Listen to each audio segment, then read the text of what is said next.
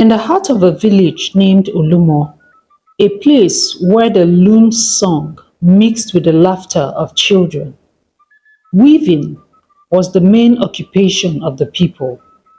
But there was a young lady. Her name was Kemi. She was a gifted weaver. Her fingers danced across the threads as if they were the strings of a harp. And the tapestries she wove were not mere cloth, but cascades of color that seemed to breathe life into the air. Kemi's gift was unique. Her weaves were enchanted.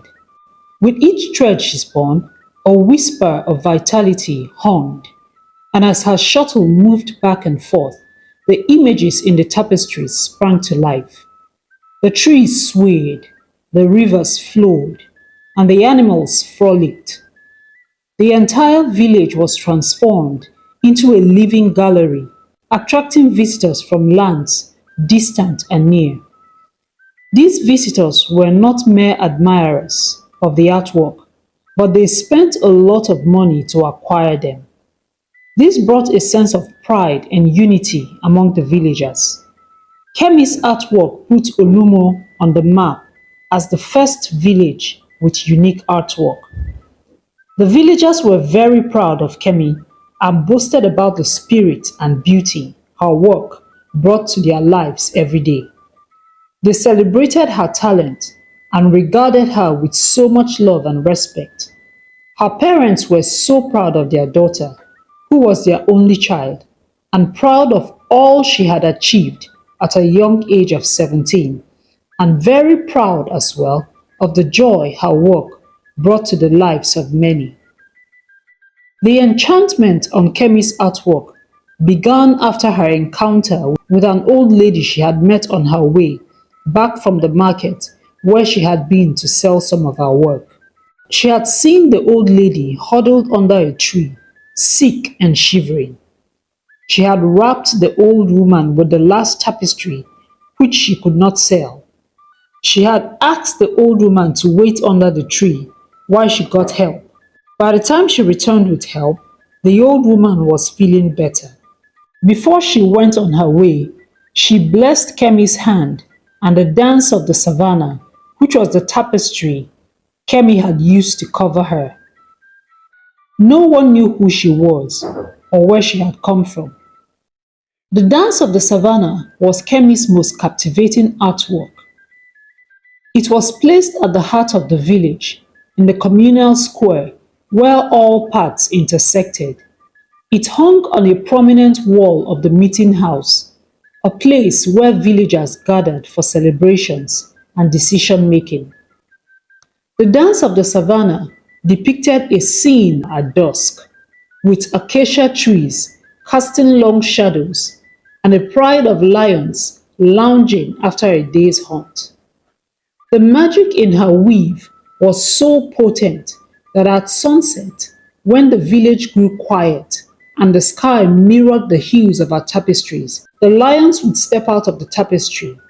Their manes would catch the last light of the day, and they would roam the village, their roars gentle whispers on the wind. The children, unafraid, would follow them, laughing as the lions playfully nuzzled them to a gentle chase. The lions brought a sense of protection and majesty to the village, reminding the people of their connection to the wild and the beauty of nature. They would stay until the first light of dawn touched the horizon, at which point they would return to the tapestry, becoming, once again, a part of Kemi's extraordinary creation. But amidst the happiness and prosperity reigning in Olumo, in the shadows lurked envy. Another weaver, consumed by jealousy, sought to tarnish Kemi's image and her work. Her name was Dare. She had been an admirer of Kemi's work for a long time. She had also learnt her skills from Kemi. But when Kemi's fame blossomed and her name became a song of praise on every lip, Dare's envy grew and twisted her heart, and she yearned for the spotlight that was focused on Kemi. One evening, As the villagers rested and no one was in sight, Darius stole into Kemi's hut, where she keeps her threads and other weaving items. She whispered a curse, and dark energy flowed from her fingertips, seeping into Kemi's masterpiece all over the village. The next day, the tapestries came alive, but not in the way Kemi intended. The once playful lions roamed and roared with aggression. Three villagers were attacked. Thankfully, the injuries were minor. The village stream surged dangerously, flooding the houses of the villagers who lived near it. The trees swayed violently, twisting into threatening forms. The butterflies that beautified their farms and helped pollinate their native plants became wild and destroyed their plants. Chaos replaced the harmony Olumo had once known, and fear gripped the people. At dawn, when the animals returned into the tapestry and peace was restored in the village, the king ordered that all the tapestries in the village be destroyed. The youths went round the village and collected everything and burned them all. Kemi felt very bad for everything that had happened. She could not understand how it all went wrong. She blamed herself for the whole chaos. When the villagers learned of Kemi's guilt, their hearts softened. They understood that her art had been compromised, and compassion replaced their fear. However, they too could not understand how it all went wrong. They rallied round Kemi, offering kind words and support. At dusk, however, the animals resurfaced. Chaos ensued again, and fear gripped the villagers all over again. They could not understand how, because they had witnessed the destruction of the tapestries when they were being consumed by fire. At the first light, at the break of dawn, things returned to normal. The king summoned the elders and the village seer. She was an elderly woman with a deep connection to the spirit world. She threw her cowries and made incantations. Someone cast a dark spell on Kemi's work, she said. I see envy, jealousy. This soul has been twisted by jealousy. Who is this person? Asked the king. I don't know. I can't see the face. He or she has the back to me, and this person wields a lot of dark power, said the seer. She had no solution for the people of Olumo, so she suggested that they offer sacrifices to their ancestors to help them appease the dark power. Every evening at dusk, the animals and elements would resurface, causing chaos, and at the first light of dawn, they would disappear. The villagers avoided venturing out after sunset when the magic was most active. They locked their doors and windows, seeking safety within their homes. Some villagers hung protective charms above their doorways to help ward off malevolent spirits. The king and elders advised everyone to do everything they wanted to do at daytime before 4 p.m., while they sought for ways to end the chaos, restore peace, and bring the culprit to justice. Kemi was restless. She needed to solve the problem and chaos her enchanted tapestries have caused, but she had no idea what to do or how to begin. She spoke to her parents about it, and her parents suggested they find the old lady who had blessed her with the magic. So, at the break of dawn, on the 8th day since the evil started, Kemi and her father set out for the particular spot where Kemi had first met the old lady. When they got there, they stood for a while, wondering where to go from there. Then suddenly, Kemi felt a pull. It was as if the earth itself guided her steps, leading her. pulling her to the power that had enchanted her tapestries. They walked for hours, and finally, at the edge of the forest, they found the old woman in a clearing surrounded by a garden of wild flowers that swayed as if to an unseen melody.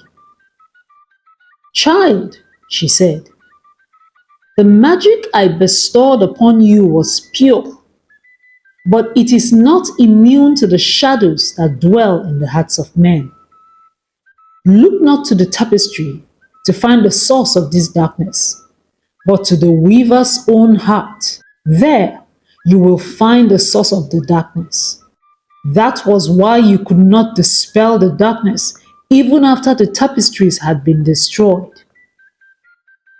Kemi and her father were confused. They could not understand what the old lady was saying. The old woman handed Kemi a small woven amulet. "This will reveal the truth," she promised. They thanked the old woman and left. Kemi and her father returned to the village. The amulet clasped tightly in her hand. That night, as the elements resurfaced, Kemi held the amulet up in the air.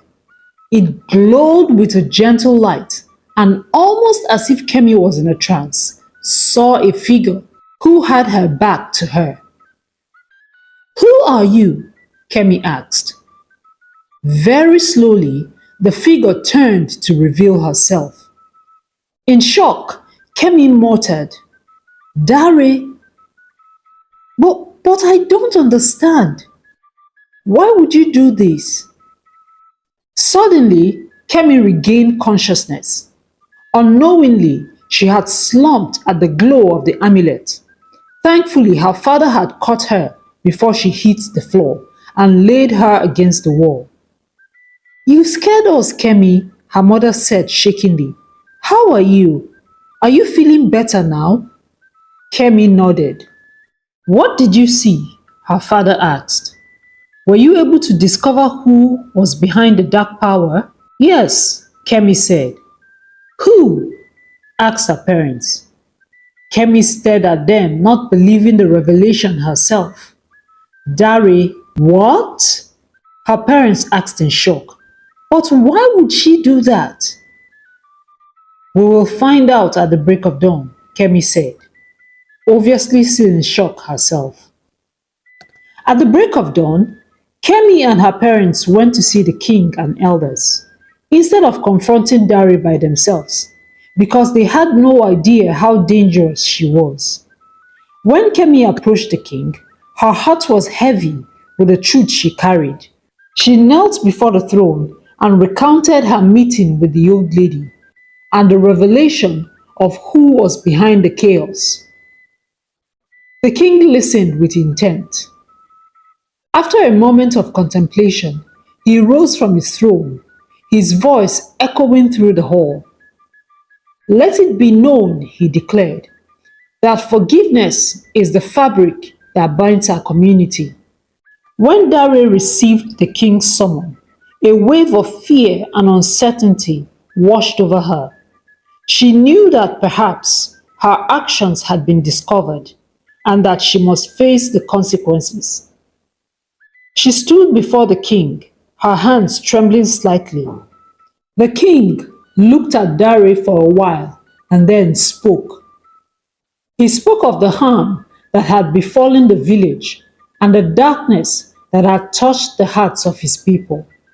Dare said, "I have wronged you, my king, my friend, and my fellow villagers. Envy clouded my mind and judgment, and I sought to harm what I could not have. I am prepared to accept whatever punishment you deem fit." The king looked at her for a long moment, then nodded slowly and said, "Your actions have indeed brought strife upon us, but it is not punishment that will heal our village, but forgiveness and unity. You will beg Kemi's forgiveness, and you will walk alongside Kemi not only to mend the trust, but the bonds you have broken. This is my decree. Dare turned to Kemi and said, I have wronged you. I allowed my envy to darken the beauty of your art, and for that I am deeply sorry. Can you forgive me? Kemi looked into the eyes of her once friend. Seeing the genuine remorse there, she said, Your apology is accepted. Let us weave a new pattern together, one of friendship and trust. Darren nodded, tears glistening as it ran down her cheeks. Thank you, Kemi. With your guidance, I hope to restore the harmony I disrupted. Kemi and Dari's friendship started from childhood when both girls sat cross-legged on the village's dusty ground, fumbling with threads. Dari had always admired Kemi's skill, but as they grew older and Kemi's art blossomed, Kemi left her behind, ignored her and their friendship. From then, admiration turned to resentment and bitterness. I am so sorry I ignored you and our friendship. I shouldn't have done that, said Kemi. Dari was happy to have her friend and friendship back again. The Unity Weave was a masterpiece both Kemi and Dari created. It depicted every villager, every home, and every creature in a state of serene coexistence. The colors were vibrant, yet soothing, and the images were detailed but peaceful. It was a reflection of the village's heart and soul, a tapestry that healed as much as it delighted. As for the enchantment, Kemi made a profound decision. She realized that the true magic of her art wasn't in the literal life it took, but in the emotions it evoked, the stories it told, and the unity it inspired. So, she chose to weave her future creations without enchantment, focusing on the beauty of ordinary tapestries that required no magic to be appreciated. Her creations no longer came to life. They didn't need to. Their stories were alive in the hearts of the villagers. The magic had served its purpose, but now it was time for Kemi to weave new dreams, the ones that laid flat but soared in the imaginations of all who saw them.